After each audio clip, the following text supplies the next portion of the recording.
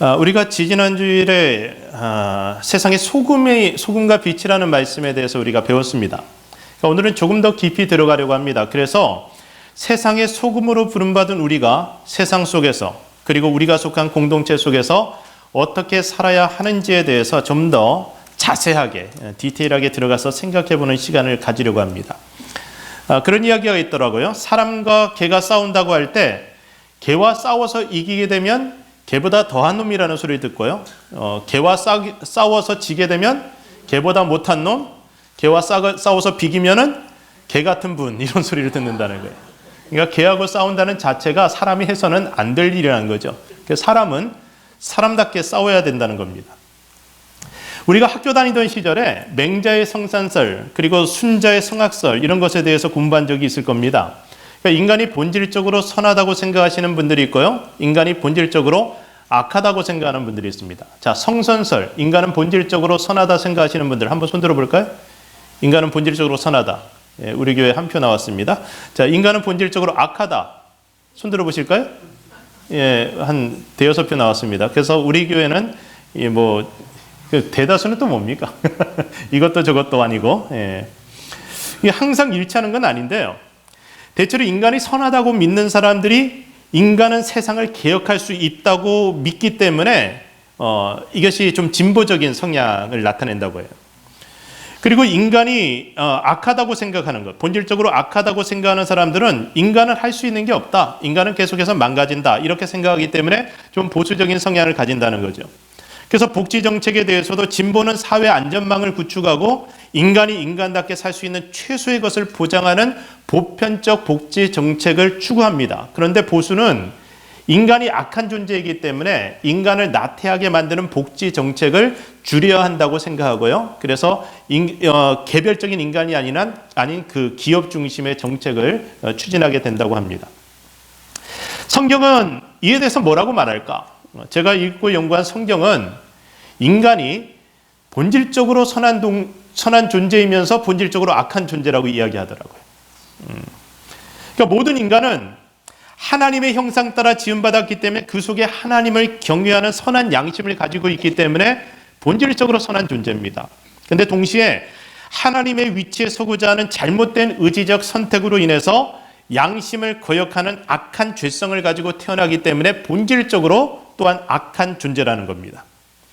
그래서 우리 인간의 속에는 거룩에 대한 열망과 동시에 항상 달콤한 죄에 대한 탐욕이 존재하고 있습니다. 그러니까 여러분 모두가 똑같아요. 본질적으로 선하면서 본질적으로 악한 모습이 우리 모두에게 있다는 겁니다. 율법이 왜 주어졌냐? 이것은 불평하고 반역하는 인간들을 거룩한 하나님의 백성으로 만들어 가시기 위해서 하나님으로부터 주어진 것입니다. 그러니까 율법이 처음부터 인간의 악함을 전제로 하고 주어진 것입니다. 인간이 악하지 않다면 그들의 행위를 강제할 필요도 없습니다. 그런데 악하기 때문에 반역하는 이 본성을 가지고 있기 때문에 그 행동을 강제하지 않으면 계속해서 악하게 되어지기 때문에 율법이 필요했다는 거죠. 여러분이 교통신호를 지키는 이유도 생각해 보세요. 만약 범칙금이 없다면, 여러분이 경찰에게 걸릴 그럴 가능성이 전혀 없다면 교통신호 지킬까요? 그래도 나는 지킨다. 손 들어보실래? 그래도 나는 지킨다. 저는 지켜요. 왜 지키냐? 습관이 돼서 그래요. 습관이. 마음이 착해서가 아니라 이런 일들을 계속 하다 보니까 습관이 돼서 우리가 보통 말하는 문화시민이 된다는 게 그런 거예요. 인도 같은 데 가면요. 교통신호 자체가 없습니다. 그래서 역주행하는 차들도 그렇게 많고요. 신호 지키는 차가 없어요. 그러니까 신호등 자체가 의미가 없고 신호등도 잘 놓지도 않습니다. 그곳에 가면은 제가 교통신호를 지키고 싶어도 지킬 수가 없어요. 사람들이 습관화된 대로 살아가니까요. 우리가 세상을 살면서 많은 상황들을 경험하게 되는데 교회를 어지럽히는 사람들 보면요. 법과 질서에 막히게 되면 흔히 하는 소리가 있습니다. 그게 뭐냐면 교회가 무슨 법이냐? 교회는 은혜로 가야지. 그런 얘기합니다. 근데 이들이 말하는 은혜는 내가 무슨 짓을 하든 폭력과 폭언과 거짓 선동을 일삼아도 나의 행동에 제한을 가해서는 안 된다. 그것이 이 사람들이 말하는 은혜예요. 그것이 은혜롭게 하라는 겁니다. 신앙생활에 있어서 법과 질서는 기본 중에 기본입니다. 이 기본을 바탕으로 은혜가 흐르게 되는 것이지 기본이 무너진 상태에서 은혜를 주장하는 것은 무법천지를 말하는 것입니다. 그러니까 은혜가 흐르는 교회를 만들기 위해서 우리는 먼저 교회의 질서를 배우고 익혀야 합니다. 그리고 교단의 헌법과 교회의 내규, 당회의 지도를 존중하고 따르는 문화 시민이 돼야 되는 거예요. 이게 습관이 돼야 됩니다. 그러니까 은혜로 산다는 말이 율법으로 사는 수준을 넘어서는 더 고결한 삶을 의미합니다. 그러니까 이전에는 율법이 우리를 강제하여서 두려움으로 하나님을 섬기게 만들었다면 이제는 하나님의 은혜가 우리의 심령을 주장해서 하나님을 사랑함으로 섬기게 만든 거죠. 그러니까 우리는 두려움이 아니라 사랑으로 지금 이 자리에 있고 사랑으로 하나님을 섬기는 것입니다. 그러니까 우리는 때려야 섬기는 종이 아니라 사랑 때문에 아버지이신 하나님을 섬기는 하나님의 자녀들입니다. 성경은 이런 사람들을 가리켜서 세상의 소금이라고 말씀합니다. 소금의 역할에 대해서 우리가 지난번에 말씀을 통해서 배웠습니다. 소금의 역할이 크게 두 가지가 있다고 했죠. 첫 번째는 부패를 방지하는 것입니다. 두 번째는 맛을 내는 것입니다. 그러니까 우리가 세상의 소금이 되어서 그 속에서 천국의 맛을 낸다면 세상은 조금씩 더 아름다워져 갑니다. 오늘 본문 말씀 다시 한번 읽어보겠습니다. 마가복음 9장 50절 시작.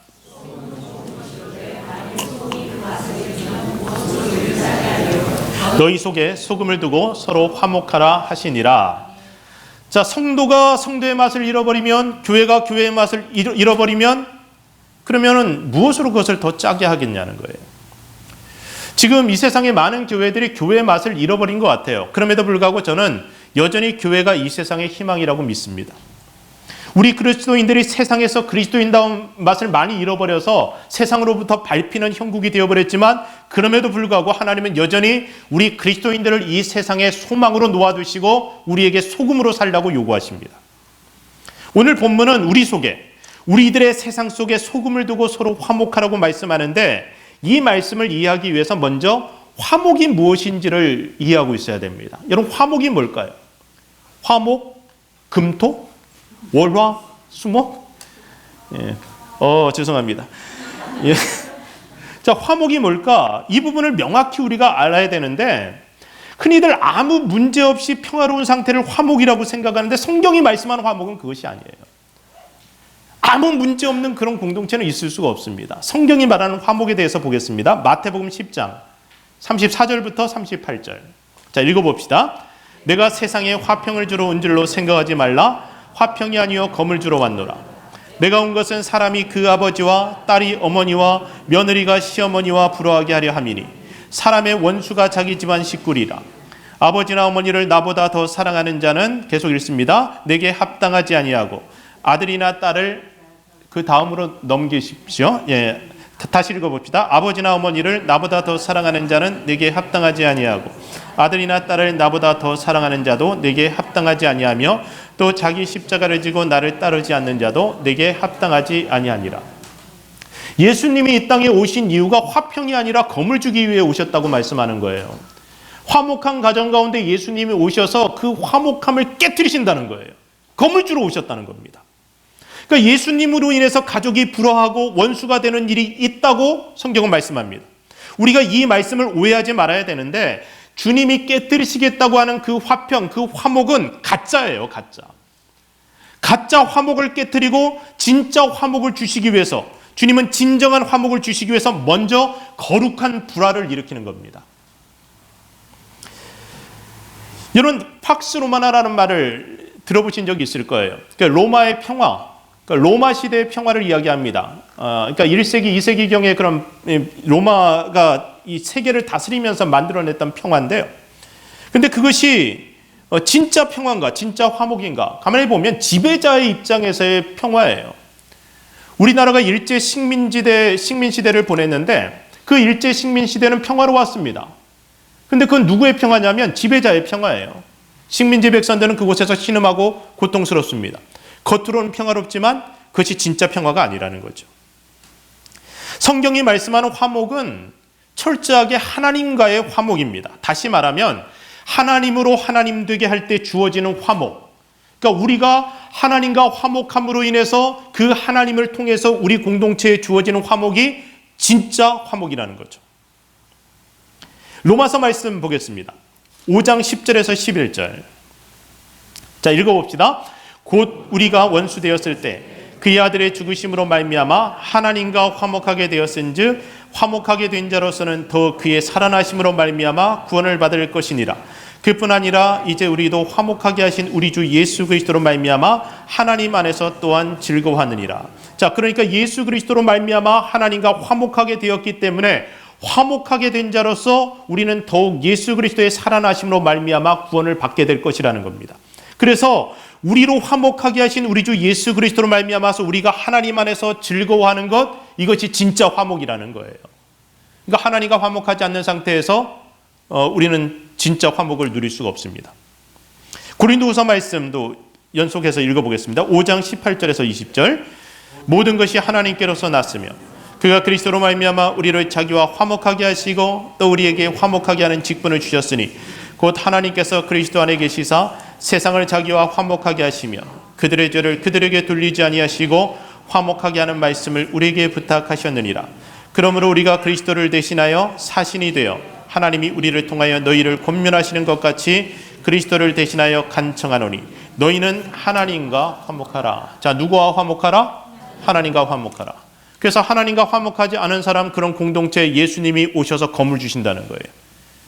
그 가짜 화목을 깨트리고 거룩한 불화를 일으켜서 그들로 하여금 예수 그리스도를 자신의 구주와 주인으로 영접하게 만들어서 하나님과 진정으로 화목하게 만들고 그리스도 안에서 참된 화목으로 서로 즐거워하는 공동체 만들어 주시겠다는 것이 하나님의 뜻입니다. 우리는 교회를 가리켜서 천국의 모형이라고 합니다. 이 의미는 뭐냐면 이 공동체야말로 하나님과 화목하고 성도들이 그 하나님과의 화목을 바탕으로 서로를 즐거워하는 진정한 화목의 샘플이기 때문에 이 공동체를 천국의 모형이라고 하는 거죠. 그러니까 하나님을 알지 못하는 사람들의 공동체, 세속적인 사회도 무의식적으로 하나님과 화목할 수 있습니다. 왜냐하면 모든 인간들 양심의 주인이신 하나님이 그들의 양심을 주장하여서 하나님의 뜻을 사회 속에서 실현하게 하시기 때문에 하나님은 그래서 세상에 믿지 않는 사람들 사이 속에서도 하나님의 화목을 이루어 가십니다. 그러니까 하나님을 믿지 않음에도 불구하고 그 양심만큼은 양심의 주인이신 하나님의 통제를 받게 돼요. 그래서 우리가 흔히들 말도 안 되는 짓을 저지르는 사람들을 가리켜서 뭐라고 합니까? 저 양심도 없는 인간이라고 그러죠. 양심에 화인 맞은 인간이라고 얘기합니다. 이게 무슨 의미냐면 하나님의 형상을 잃어버렸다는 거예요. 그러니까 인류 보편적 윤리를 지킬 수 있는 능력이 모든 인간들의 양심에 새겨져 있습니다. 그래서 윤리를 교육할 수 있는 것, 법을 강제할 수 있는 것도요, 우리 속에 양심이 작동하기 때문에 그런데 이것이 바로 신의 성품을 가진, 그러니까 하나님의 형상으로 창조되어진 모든 인간들의 속성이라는 겁니다. 이에 반해서 우리 그리스도인들은 하나님을 알아요. 그분을 예배해요. 그리고 예수 그리스도의 보혈에 적셔진 양심으로 하나님을 섬기게 됩니다. 그러니까 우리의 양심은 예수 그리스도의 십자가의 보혈로 적셔져 있는 양심입니다. 그러다 보니까 하나님과 화목한 사람들의 양심은 인류 보편적인 양심을 넘어서는 거룩한 신의 성품을 가지게 되는 겁니다. 그래서 그들의 양심은 하나님의 말씀과 또 보이지 않는 성령의 통제를 받아서 좀 더 예민하고 거룩하게 작동하게 되는데 이것이 하나님과 화목한 사람들의 진짜 모습이고 하나님이 우리에게 말씀하시는 맛있는 소금 그리스도인의 모습입니다. 그런데 정말 우리는 이런 모습으로 살아가고 있는가? 우리의 양심은 예수 그리스도의 보혈에 적셔진 우리의 양심이 정말 예민하게 작동하고 있는가? 이걸 돌아볼 수 있으면 좋을 것 같습니다. 이런 이들이 있는 곳은 부패하지 않는 맛있는 공동체가 되는데 지금 저는 시온교회의 모습이 조금 그렇지 않나 하는 생각이 조심스럽게 좀 들어요. 그러니까 조금 진단해 보건데 우리 교회는 그래도 좀 맛있는 소금의 모습을 갖추고 있지 않나 그런 생각이 듭니다. 누구 때문에요? 여러분 때문에. 그러니까 소금으로 살아가는 여러분 때문에. 그런데 만약 천국의 맛을 내야 되는 소금이 그 맛을 잃어버리게 된다면 어떻게 될까? 그러니까 그리스도인이라는 소금은 하나님 나라의 가치, 비전, 말씀, 은혜와 같은 맛을 내게 되는데 이런 맛을 내는 소금이 타락한 세상 속에 들어가게 되면 거짓 화목이 깨어지게 돼요. 그리고 거룩한 불화가 일어나게 됩니다. 좋은 게 좋은 거다라는 식의 태도는 하나님의 나라와 거리가 멉니다. 그냥 사람들 마음 편하게 하면서 그냥 서로 대충대충 그렇게 가짜 화목을 이루고 살아가다 보면요. 세상은 점점 더 부패해지는 겁니다. 흑인 인권운동가 마틴 루터킹 목사님이 이런 말을 남겼습니다. 화면 보고 우리 같이 한번 읽어보겠습니다. 읽어봅시다. 시작.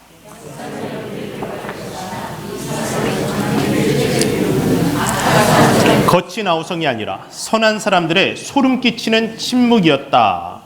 자, 이 사회적 전환기 최대 비극, 악한 사람들의 거친 아우성이 아니라 선한 사람들의 소름 끼치는 침묵이었다. 하나님과 화목, 하나님의 나라, 가만히 앉아서 얻어지는 것이 결코 아닙니다. 치열하게 싸운 대가로 얻어집니다. 그러니까 지금의 이 민주사회, 그리고 이 하나님의 가치가 실현되는 이 세상 속에 그래도 조금이라도 진보된 이 세상은요, 많은 사람들의 피와 땀을 통해서 이루어졌습니다. 싸우는 사람들을 통해서 이루어졌어요. 마태복음 11장 말씀을 보십시오. 천국이 어떻게 이루어지는가? 마태복음 11장 12절 읽어봅시다. 세례 요한의 때부터 지금까지 천국은 침노를 당하나니 침노하는 자는 빼앗느니라. 천국은 싸워서 쟁취하는 거라는 거예요. 하나님의 나라는 이 땅에서 하나님과 화목한 사람들이 세상을 하나님과 화목하기 위해서 거룩한 불화를 일으키고 그곳에서 하나님의 거룩한 영광을 드러낼 때 천국이 이루어진다는 겁니다. 그러니까 하나님 나라의 소금인 그리스도인들은 자신이 맞닥뜨린 그 세상 속에서 하나님의 뜻을 담대하게 선포하거나 불의에 항거해야 할 때가 있다는 겁니다. 그때마다 우리는 선택하게 됩니다. 용감하게 행동하거나 비겁하게 침묵하거나. 만약 선한 양심을 가진 사람들이 자신의 고결함을 지키기 위해서 세상의 불의에 대해서 침묵하게 되면 그것은 하나님의 화목을 버리고 악한 자들의 화목을 선택하는 죄가 됩니다. 자, 이제 그렇다면 우리가 어떻게 소금의 맛을 내어야 할까? 첫 번째인데요. 소금이 소금의 맛을 내려면 세상 속에서 잘 스며들어야 합니다. 그러니까 소금들끼리 뭉쳐 있으면 그건 소금 덩어리예요. 제가 간혹 이렇게 계란 후라이 해 먹다가 소금을 뿌리는데 뭉탱이가 탁 들어갈 때가 있어요. 소금 뭉탱이가 탁 들어가요. 그럼 그 부분 먹을 때 짜서 미쳐요. 먹기에 참 힘들어요. 그러니까 소금들이 똘똘 뭉쳐 있으면 짜요. 못 먹어요. 그러니까 음식 속에 소금은 스며들어가야 돼요. 소금 덩어리로 뭉쳐 있으면 안 됩니다. 우리가 교회 공동체로는 똘똘 뭉치고 교인들끼리 교회 안에서는 소금의 맛을 내고 좋은데 세상 속에 스며들어가지 않고 그냥 덩어리로 그대로 있으면 짜요. 쓸모가 없어요. 티 안 나게 세상 속에 녹아져 살아가야 됩니다. 세상 속에서 분위기 깨는 사람이 아니라 맛을 내는 사람이 돼야 되는데 그리스도인다운 맛을 세상 속에서 내며 살아가는 것이 바로 우리들이 돼야 돼요. 어떤 분들은 세상 사람들하고 같이 모여서 노는 그 분위기 속에서 그리스도인들은 한 입으로 찬송과 가사를 같이 부르면 안 된다. 어떻게 쓴물과 단물을 같이 내야 된다. 같이 낼 수 있냐 이런 얘기하는데 여러분 세상 가요 좋은 가요 많습니다. 얼마나 좋은 가요가 많아요. 왜 가요가 나쁠까요? 여러분 그런 논리로 생각하면요. 우리가 하나님을 찬송하는 언어 외에 모든 언어들을 세상 속에서 사용하면 안 되는 거예요. 왜 노래는 이 노래는 되고 이 노래는 안 되겠어요? 우리가 여보 사랑해 이런 말을 하면 안 돼요. 그러면 우리 찬송가로 하나님 사랑합니다 찬송하지만 그러나 우리가 유행가를 부르면서 당신만을 사랑해 이러고 하는 거 왜 이게 한 입으로 쓴물과 단물을 내는 거예요? 그거 아닙니다. 그러니까 세상 속에 들어가서 건강한 방식으로 잘 노는 거예요. 그리고 스며들어야 돼요. 그리고 그곳에서 하나님 나라 가치를 가지고 있는 그리스도인답게 소금의 맛을 내야 돼요.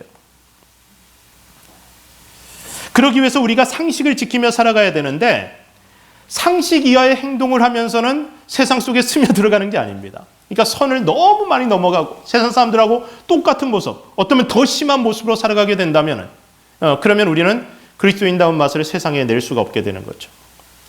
요새 한참 좀 이렇게 매스컴에 드러나는 한 분이 있어요. 빤스 목사라고. 여러분 들어보셨습니까? 정광훈 씨라고 소속 교단에서도 이제 목사직을 면직받은 사람인데 이 사람을 빤스 목사라고 부른 이유가 있습니다. 이 사람이 부흥 집회 가서 그런 얘기를 했더라고요. 제가 이분이 한 얘기를 그대로 이제 읽어드릴게요. 우리 교회 집사님들은 나 얼마나 좋아하는지 내가 빤스 벗으라고 하면 다 벗어. 목사가 벗으라고 해서 안 벗으면 내 성도 아니지. 자, 이 사람이 지금 정치를 한다, 한다 하면서 그러면서 아예 집회를 인도하는데 이 종교 집회를 인도해요. 그러니까 광화문 광장에서 기독교인들을 모아놓고 그곳에서 집회를 해요. 그리고 정치적인 구호를 해요. 찬송을 부르고 거기서 통성기도를 하고 그리고 헌금을 걷어요. 그리고 여기에서 거둔 모든 헌금은 정광훈 목사님 뜻대로 처분하는 것을 동의합니다라는 그런 품발을 붙여놓고 헌금도 걷어요. 이게 상식 이하의 사람인데 숨어서 저지르는 죄도 아니에요. 아예 대놓고 죄를 짓는데 그게 자랑이 되는 사람들이 기독교인이라는 이름으로 세상 속에 스며들어 있습니다. 이거는 위험하죠. 그래서 두 번째, 소금이 맛을 내려면요, 소금의 맛을 잃지 않아야 됩니다. 그러니까 소금은 소금이어야 돼요. 그러니까 이상한 맛을 내면 안 된다는 거죠. 방금 그 빤스 목사는 소금이 아닙니다. 그러니까 기독교인도 아니에요. 그래서 그 목사라는 이름이 붙으니까 굉장히 창피해요. 그리고 기독교인들이 그곳에 가서 그 중에 많은 순진한 성도님들이 거기서 그 집회에서 찬송 부르고 예배 드리는 것 같은데 그것도 참 안쓰러운 모습입니다. 주님이 우리를 세상에 보내실 때는 양을 이리 가운데 보내는 것 같다 그랬습니다. 그러니까 우리가 그리스도의 양입니다. 이리들을 이기겠다고 이리가 되는 순간 개싸움이 일어납니다. 주님은 그래서 우리에게 뱀처럼 지혜롭고 비둘기처럼 순결해야 된다고 말씀합니다. 성도는 성도답게 싸워야지 개처럼 싸우면 이미 실패한 싸움이 됩니다. 누가복음 9장 말씀 보겠습니다. 누가복음 9장. 자, 읽어봅시다. 사람이 만일 온 천하를 얻고도 자기를 잃든지 빼앗기든지 하면 무엇이 유익하리요? 자, 영적 전쟁에서 우리가 끝까지 지켜내야 할 것은 자기 자신, 성도로서의 고결함, 인테그리티입니다. 그리스도인답게 싸워야 하기 때문에 반칙이 허용되지 않습니다. 그러니까 세상에서 우리가 성도로서 거룩한 싸움, 거룩한 불화 속에 들어갈 때는 우리가 이 태도를 가져야 되는데요. 에베소서 6장 12절 말씀. 자, 읽어봅시다. 우리의 씨름은 혈과 육을 상대하는 것이 아니요 통치자들과 권세들과 이 어둠의 세상 주관자들과 하늘에 있는 악한 영들을 상대합니다. 자, 사명을 감당하는 동안 부딪혀오는 문제들을 단순히 눈에 보이는 사람들과의 싸움으로 생각해서는 안 된다는 겁니다. 세상의 소금으로 살아가는 우리들은 세상과 하나님을 화목하기 위해서 이 세상, 그 세상의 뒤에 있는 시스템과 문화들, 그것 통해서 역사하는 영적 세력인 사단과 싸우는 거예요. 원수 마귀가 온갖 악한 수단을 동원해서 싸움을 걸어오는데 그리스도인은 끝까지 그리스도인답게 싸워야 됩니다. 그러니까 비둘기처럼 순결하게 싸워야 된다는 거죠. 그래서 분쟁이 일어나면 그 가운데 거짓과 모함과 속임수로 공격해오는 이들이 있어요. 그런데 만약 우리가 소금으로서 그 속에 있다면 그들 자신이 사탄에게도 이용당하는 줄 모르고 악하게 행동하는 사람들, 그들을 상대하는 것이 아니라 그 뒤에 있는 악한 영과 영적 전쟁을 수행하면서 싸워야 된다는 겁니다. 그래서 그런 싸움을 싸우는 사람들이 조심해야 될 것이 있는데 이 싸움에서 내가 이기는 것, 표를 얻고 뭐 국회의원에 당선되고 그리고 교회 재산을 차지하고 이런 게 승리가 아니에요. 우리 그리스도인들의 승리는 끝까지 소금의 맛을 잃어버리지 않는 것, 성도로서의 인테그리티를 지켜내는 것입니다. 분리해도 오른편 뺨을 때리면 왼편 뺨을 돌려대야 되는 때가 있습니다. 제가 이 말씀을 읽을 때 항상 그렇게 읽어요. 오른편 뺨을 때리면 왼편 뺨을 돌려대라. 괄호 열고 내가 지켜본다. 하나님이 그 현장 속에서 지켜본다는 거예요. 하나님의 양이 그곳에서 처참하게 죽어버리지 않게 사명 끝나기 전에 끝나지 않도록 하나님이 지켜보신다는 겁니다. 내가 나서면 하나님은 기다리지만 그러나 내가 얻어맞더라도 성도다움을 끝까지 지키면 하나님이 나서서 싸워주십니다. 그렇기 때문에 우리는 그리스도인다움을 지키면서 소금으로 세상 속에 스며들어가 있어야 된다는 거죠. 어떤 분들은 싸움이 싫다 그래요. 그럼에도 불구하고 성도는 세상 속에서 하나님과의 화목을 위해서 싸울 수밖에 없는 존재입니다. 마태복음 10장 21절에서 22절. 자, 이 싸움에 대해서 우리 보겠습니다. 읽어봅시다.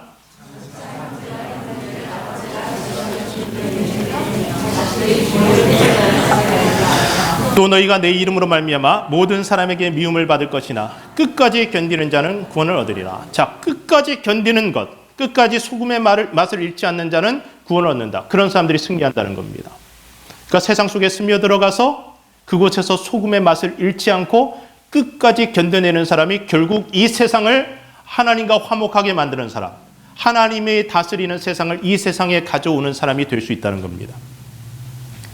기독교인은 세속의 정치에 있어서도 그 속에 스며들어서 소금의 맛을 낼 수 있는 존재여야 됩니다. 이 부분이 사실 교회의 정치 참여, 목회자의 정치 참여 이런 이슈 때문에 많이 이제 논쟁이 되는 부분이기도 합니다. 정치가 무엇일까? 여러분, 정치가 무엇일까요? 이 학문적인 정의를 보게 되면 가치의 권위적인 배분, 국가의 운영 또는 이 운영에 영향을 미치는 활동 이런 것을 정치라고 합니다. 쉽게 정리하면 이렇습니다. 한 사회의 자원과 가치 배분에 대한 최종적인 의사 결정, 이것을 정치라고 말합니다. 그러니까 한 사회의 자원과 가치 배분에 대한 최종적인 의사 결정. 그러니까 크든 작든 인간이 모인 모든 사회에서는 언제나 정치 활동이 일어나고 있습니다. 그러니까 우리 교회도 정치가 있어요. 재정과 직분, 다양한 신앙 활동에 대한 의사 결정을 위한 정치 활동이 우리 교회에 있습니다. 그러니까 대의 정치를 하는 장로교회로서 대부분의 정치 활동은 당회를 통해서 최종적으로 이루어지고, 당회는 이 하나님의 뜻을 성취하기 위해서 성도들의 여론을 반영하거나 설득하거나 주도하는 등의 정치적인 행위를 하게 됩니다. 그러니까 정치는 어디에나 있는데 우리 교회도 분명히 있다는 것을 여러분이 알고 있어야 돼요. 그래서 정치가 나쁜 게 아닙니다. 플라톤은 그래서 훌륭한 리더들에게 정치에 나설 것을 주문하면서 이런 말을 했습니다. 여러분 화면 보고, 화면에 없습니다. 제가 읽어드릴게요. 정치를 외면한 가장 큰 대가는 자기보다 못한 사람들, 가장 저질스러운 이들에게 통치를 당한다는 것이다. 그 정치판이 더럽고 시끄럽다고 해서 그냥 외면해버리게 되면 그 판 자체를 잃어버리는 경우가 많습니다. 이게 대표적인 경우가요, 지금 한국의 한기총 같은 단체입니다. 이 한기총의 대표가 누구냐면 방금 제가 말씀드렸던 빤스 목사 정광훈 씨입니다. 어떻게 그런 사람이 한국기독교총연합회의 대표 회장이 될 수 있었을까? 이 한기총은요, 1989년도 대표적인 교단들이 대부분 참여해서 한국 기독교인들 1200만 명을 회원으로 둔 한국교회를 대표하는 기독교 단체로 시작되었습니다. 그런데 2011년도에 회장 선출과 관련해서 금권 선거 사태가 터집니다. 그러니까 회장에 당선되기 위해서 돈을 뿌린 거예요. 그러니까 참 교회가 타락해도 많이 타락했죠. 부끄러운 일이지만 이런 부분들을 제가 목사로서 여러분들에게 이야기할 수밖에 없는 현실이에요. 교회가 많이 망가졌다는 현실입니다. 그러면서 분열되기 시작했어요. 결국에는 2019년도에 빤스 목사님이 대표회장에 선출되게 이르렀습니다. 그러니까 대다수의 교단들이 탈퇴하고 이름조차 생소한 군소교단들만 남았기 때문에 가능한 거예요. 그리고 지금은 대부분의 교단들이 빠져나와 버렸어요. 왜냐하면 이게 시끄럽고 더럽고 치사하니까 그곳에서 아무것도 못하겠다는 거예요. 그런데 여전히 한국기독교총연합회는 한국교회를 대표한다는 그런 이미지가 남아있기 때문에 한기총 대표회장이 그런 말도 안 되는 말들을 하고, 그리고 아주 좀 엉뚱한 행동을 함에도 불구하고 그것이 한기총의 이름으로 행해지고 있고, 사람들은 교회가 저렇구나라고 생각하게 돼요. 이게 참 우리가 정치를 외면한 대가라고 할 수 있습니다. 우리 교단의 경우도 복음주의 계열의 교회들이 교단 정치를 외면한 대가로 교단이 너무 왼쪽으로 치우치는 결과를 경험하고 있습니다. 저는 바깥 세속 정치에 관여할 생각이 전혀 없습니다. 그러니까 제가 뭐 열심히 바깥 정치를 해가고 국회의원 될 것도 아니고, 어차피 한국 시민도 아닌데 그거 해봐야 소용없잖아요. 바깥 정치에 관여할 생각 없습니다. 그러나 노회와 교단의 정치에는 제 목소리를 내려고 합니다. 그리고 무엇보다도 우리 교회의 정치는 목사로서의 제 책임이고 사명이기 때문에 포기할 수가 없습니다. 성도들의 의견을 반영할 뿐 아니라 성도들을 설득하고 성도들의 이 의견들을, 여론들을 주도해가는 이런 역할들은 적극적으로 목사로인 제가 해야 될 정치라는 거죠. 그러니까 정치를 위한 여론의 문제를 한번 생각해 본다면, 자유민주주의 사회에서 여론이란 것이 대단한 파워를 가지고 있습니다. 교회도 그렇잖아요. 여론에 따라서 많이 좌지우지 됩니다. 그래서 모든 정치하는 사람들은 여론을 등에 업고 움직이게 됩니다. 그런데 이 여론이란 것이 아주 쉽게 조작되는 성향을 가지고 있어요. 특히 무지한 사람들이 많을수록 여론 조작은 쉽습니다. 제가 어릴 때 저희 동네에서는 국회의원 선거가 있다 하면은요, 그 다음부터 음식점들이 그냥 호황을 누립니다. 왜 그런지 아시죠? 그래서 저희 어머니 아버지는 열심히 이 음식점 저 음식점 다니면서 막국수도 드시고 냉면도 드시고 짜장면도 드시고 뭐 국밥도 드시고 국회의원 선거 때마다 다 다니십니다. 그러면서 제일 비싼 거 사주는 사람을 찍어요. 참고로 말씀드리면 저희 고향은 이 착한 사람들이 모여 살기로 소문난 강원도입니다. 그래서 착하니까 근데 좀 무지했어요. 결국 그렇게 풀어놓은 돈이 어떤 식으로든지 다시 회수된다는 사실을 무지한 사람들은 잘 몰랐어요. 순진하게 여론을 따라가는 리더가 있다면 그는 여론을 만들어가는 리더를 당할 수가 없습니다. 그래서 순진한 사람이 정치판에서 성공하는 것은 상당히 어렵습니다. 왜냐하면 정치는 비열한 부분이 많거든요. 여론을 조작하고 만들어가는 사람들에 의해서 이 여론이 막 왔다 갔다 하거든요. 자, 우리 교회 공동체를 생각해 보십시오. 교회 리더들은 회중의 생각을 따르는 사람들이 아니라 하나님의 뜻을 따르는 사람들입니다. 그래서 교회가 이 당회를 통해서 정치를 할 때 당회원들의 가장 중요한 책무는 성도들의 의견을 반영하는 것이 아니라 하나님의 뜻을 당회 정치를 통해서 반영하는 것이 당회원들의 책임이에요. 그러니까 하나님과 화목하지 않은 사람은 당회원으로서 일을 할 수가 없습니다. 우리가 여론을 하나님의 뜻대로 이끌어가는 사람들이 바로 세상 속에서 스며들어 있는 우리 소금들의 모습인데, 민수기 13장에 나오는 가나안 12 정탐꾼들의 이야기를 생각해 본다면 여러분 쉽게 이해할 수 있어요. 12명의 정탐꾼들 중에 10명이 그 땅에 대해서 악평을 했어요. 우리 거기 가면 우리 메뚜기처럼 느껴질 거다. 우리 가면 거기 전멸할 거야. 그 땅은 과연 괜찮은 땅인데 우리는 그 땅을 차지할 수 없어. 10명이 얘기하고 2명이 아니다. 그래도 우리가 하나님을 거역하지만 않는다면 그들은 우리 밥이다. 아무리 외쳐도 소용없었습니다. 왜냐하면 10대2니까. 그리고 사람들이 막 울부짖기 시작했어요. 그것으로 인해서 이스라엘 사람들은 약속의 땅 가나안을 눈앞에 두고 40년을 뺑뺑이를 돌아야 됐습니다. 하나님이 우리에게 여론을 조작하라고 하시는 것이 아니라요, 건강한 정치를 위해서는 건강한 여론을 이끌어가라고 말씀하십니다.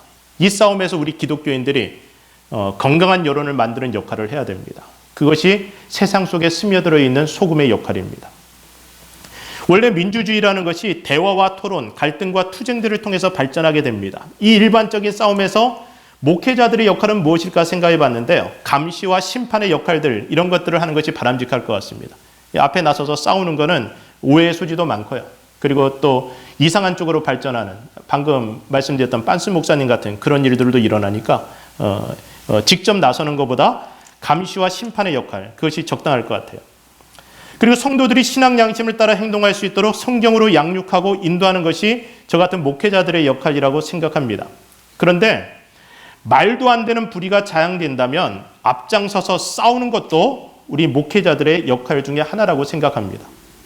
그러니까 일반 성도들은 신앙을 통해 형성된 각자의 선한 양심을 따라서 사회의 정치에 참여할 수 있습니다. 그것이요, 태극기를 들든 촛불을 들든 각자 양심에 따라 하게 되면 됩니다. 왜냐하면 이것도 완전히 옳은 것 아니고 저것도 완전히 옳은 게 아니에요. 그리고 세상은 그렇게 좌와 우가 티격태격하면서 싸우면서 발전하는 거예요.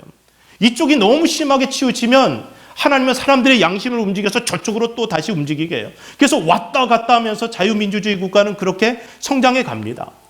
그러니까 막 시끄러운 것이 이상한 게 아니에요. 그러니까 여러분은 여러분의 양심을 따라서 행동을 하는데 상대방이 틀릴 수 있듯이 나도 틀릴 수 있다는 생각을 가지고 내 잘못이 드러나게 되면 깨끗이 인정하고 방향을 바꾸는 유연성만 가지면 됩니다. 그래서 분별이 필요합니다. 분명히 빤스 목사의 행태는 잘못된 거예요. 그 정도는 분별해야죠. 그런 사람들을 앞세운 집회도 분명 잘못된 거. 그런 집회에 참여해서 찬송하고 헌금하고 구호 외치는 것, 맛을 잃은 소금의 수준을 넘어선 것입니다. 그래서 저는 기독교인들이 그곳에 앉아서 헌금하고 찬송하고 거기서 이 통성기도 하는 거 보고 엄청난 수치심을 느꼈어요. 이거는 소금의 모습이 아니라는 거죠. 누가 앞장서느냐, 누구를 따르느냐 굉장히 중요합니다. 그래서 불법을 저지르고 윤리적 문제가 드러난 이들은 우리들이 걸러내야 됩니다. 그러니까 정치 지도자를 선출할 때도 이 부분이 굉장히 중요한데, 근데 정치인들 중에 도덕적으로 완벽한 사람을 찾겠다는 생각은 너무나 순진한 생각입니다. 그 바닥에서 영향력 있는 사람 중에 털어서 먼지 안 나는 사람은 없습니다. 그러니까 좀 덜 더러운 사람, 좀 덜 위선적인 사람들을 선출하는 것이 이 세상을 살아가는 성도들이 선택하는 문제입니다. 그러니까 건전한 공약, 실천율 등을 점검하고 나에게 유리한 지도자가 아닌 보편적이고 건강한 하나님의 나라 가치를 실현할 수 있는 사람들을 우리가 선출해내야 됩니다. 그것이 세상 속에 스며들어가 있는 소금의 역할이라는 거죠. 어떤 분들은 이 미국 사회 속에서도 기독교인들 같은 경우는 이 동성애 이슈에 매몰되게 되면요, 엉뚱한 판단을 하게 됩니다. 그래서 그 사람이 동성애만 반대하면 무조건 뽑아주는데, 그러나 그 사람들 우리 같은 이민자들을 또한 아주 하찮게 여기고, 그리고 정말 이 말도 안 되는 그런 이 폭압적인 정치를 하는데도 불구하고 동성애만 반대하면 그냥 우리 기독교인 편이라고 착각을 하는 거예요.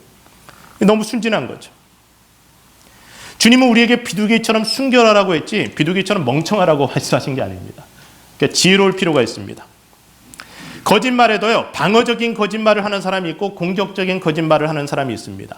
거짓으로 모함하고 헐뜯는 사람들은 하나님 나라 정의관념과는 현격하게 멀어져 있습니다. 그래서 모함하고 거짓으로 다른 사람들을 죽이려고 하는 사람들을 걸러내야 됩니다. 그리고 무례하고 무법한 사람들도 걸러내야 됩니다. 이게 겉으로 드러난 인격이잖아요.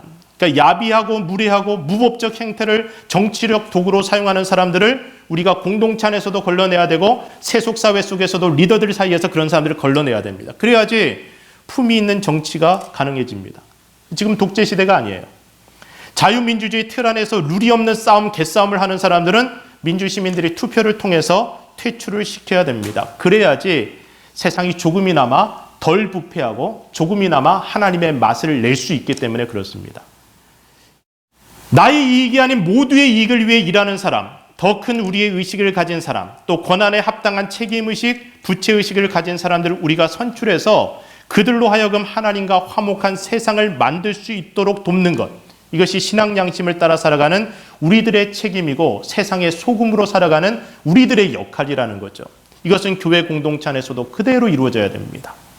만약 우리 중에 누군가가 이런 일을 위해서, 정치를 위해서 부름받은 사람이 있다면 내 자신이 누구인지를 항상 기억하고 거룩한 싸움을 싸우기를 축복합니다. 그러니까 내 양심에 예수 그리스도의 피가 흐른다는 사실을 기억하고 선한 양심으로 하루하루를 살아가는 가운데 부르심에 순종하는 자로 하나님 앞에 서고 세상 속에 들어가는 겁니다. 세상의 소금이 되어서 우리의 존재와 삶을 통해 우리가 사는 세상이 하나님과 화목하는 축복을 누릴 수 있도록 살아가는 것. 그것이 세상의 소금인 우리들의 역할입니다. 그래서 마지막으로 여러분 앞에 한 번 더 당부드리고 싶은 게 이것입니다. 우리는 세상의 소금입니다. 우리끼리 뭉쳐서 우리끼리 맛을 내는 거, 그걸 하나님께서 기대하시는 것이 아닙니다. 세상 속에 들어가야 되고 거기서 우리는 소금의 역할을 해야 됩니다. 부패하지 않도록 해야 되고 그리고 소금의 맛을 그곳에서 내야 됩니다. 하나님과 화목한 세상을 만들어야 돼요. 그러기 위해서 저는 여러분들이 정치적으로 살아가기를 소원합니다. 조금이나마 참여하세요. 그리고 세상을 바꾸는 일들에 여러분의 역할을 잘 감당하시길 우리 주의 이름으로 축복합니다. 기도하겠습니다.